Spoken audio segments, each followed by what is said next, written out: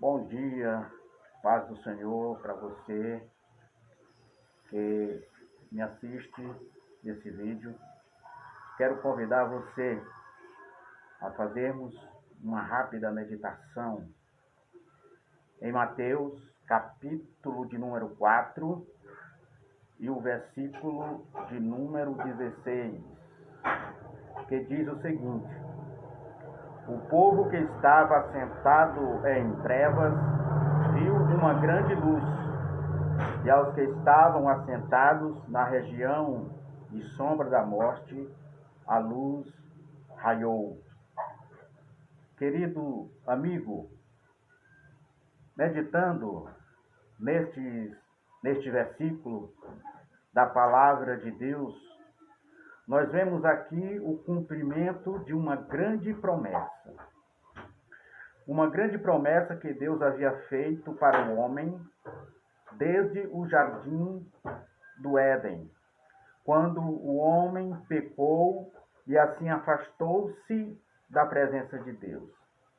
Deus havia criado o homem perfeito, o homem não tinha pecados, o homem vivia uma vida tranquila no jardim do Éden.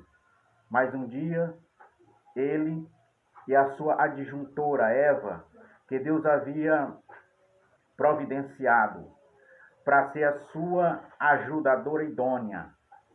Um certo dia, ela passeando talvez às imediações da árvore que Deus havia dito que eles não comessem, a árvore conhecida como a árvore do conhecimento do bem e do mal. A Bíblia diz que uma serpente estava lá, e essa serpente falou para Eva que ela poderia comer daquele fruto. E Eva tomou do fruto e também deu ao seu esposo Adão, e ambos assim pecaram. Afastaram-se de Deus, afastaram-se daquela maravilha que Deus havia criado especialmente para eles. Mas isto não era o fim de tudo. Deus aparece para Adão, dá-lhes o julgamento sobre o seu pecado, dizendo que ele haveria agora de comer do suor do seu rosto. Ele não haveria ter tudo na mão como ele tinha lá no jardim do Éden. E ele seria afastado. E Eva, Deus diz que ela multiplicaria as dores da sua concepção. A serpente também recebeu o seu julgamento. Deus diz que ela se arrastaria pelo pó da terra. Havendo acontecido tudo isso no jardim do Éden, Deus diz que da semente da mulher surgiria alguém que esmagaria a cabeça da serpente, que é Satanás. E assim, a primeira profecia da vinda de Jesus foi ali proferida pelo próprio Deus. E a palavra de Deus diz que na plenitude dos tempos, Jesus veio. E Jesus agora tinha que levar sobre si o pecado de toda a humanidade.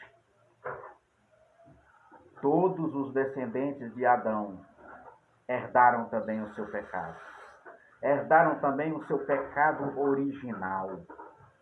E a palavra de Deus nos deixa claro quando o próprio Deus, conversando com Adão ainda no julgamento dele, diz que ele haveria de morrer por causa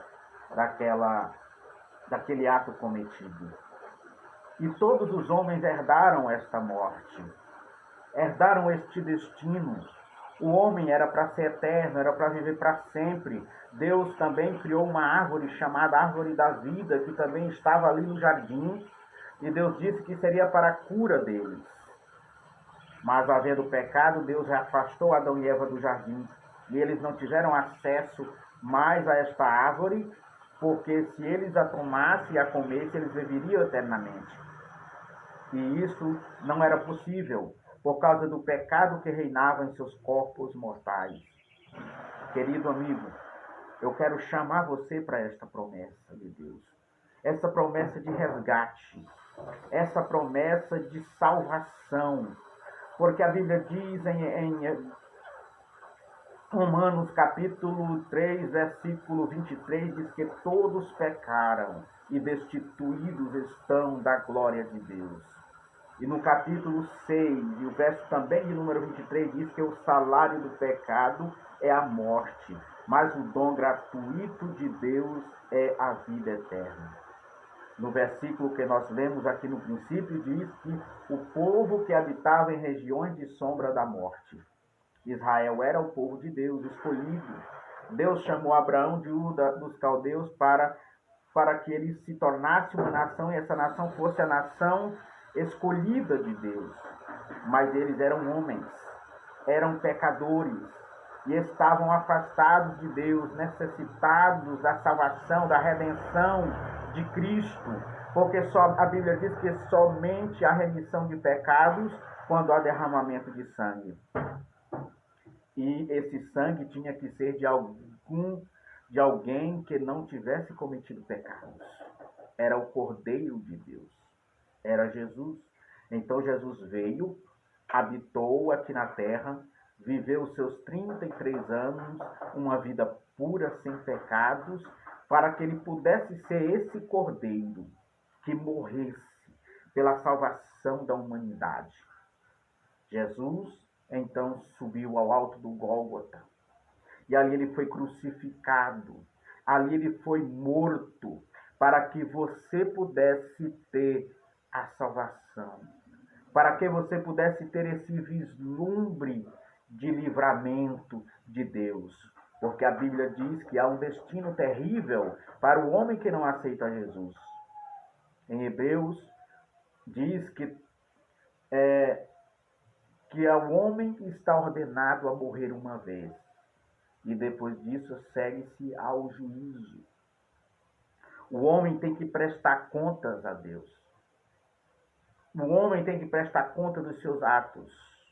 O homem tem que prestar conta da sua mordomia, da sua vida aqui na terra. Então é preciso que este homem esteja preparado para enfrentar este juízo. E a única maneira do homem estar preparado para enfrentar este juízo é quando ele aceita a Jesus, o Cordeiro de Deus, aquele que deu a sua vida no Calvário, e passa a imitá-lo. Essa é a razão de se aceitar a Jesus, é de fazer de Jesus um caminho,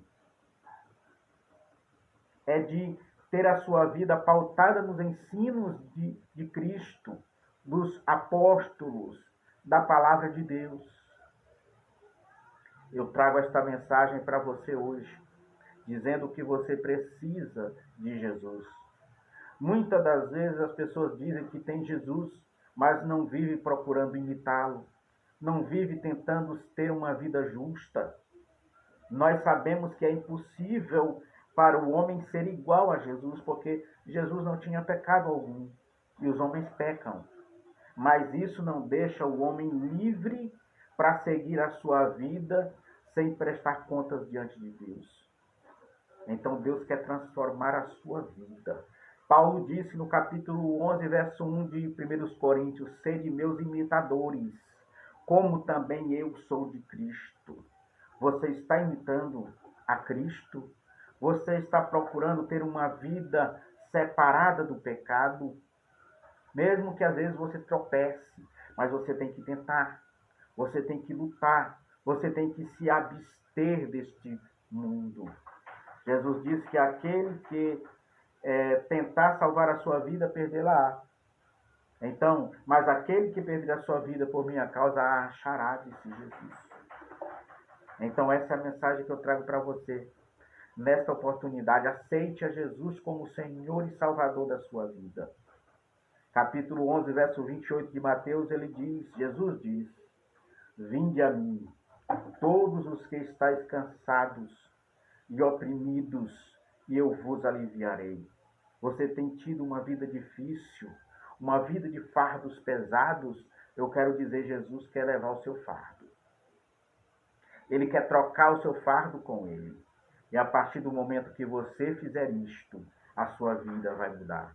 A sua vida vai ser transformada por Jesus.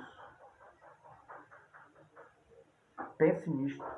Medite nesta palavra. Eu quero fazer um apelo a você. Se você deseja um culto na sua casa, nos procure. Aqui nos comentários você pode deixar dito que você quer um culto na sua casa, que você quer ouvir a palavra mais de perto, e nós estaremos indo até você, levando esta palavra ao seu coração, para que você assim possa meditar nela e fazer uma decisão maravilhosa de servir a Jesus. Se você quiser um trabalho especial na sua casa, ungir a sua casa, nos procure através dos comentários aqui e estaremos realizando um trabalho na sua residência, com certeza. Amém? E que o Senhor Jesus abençoe você.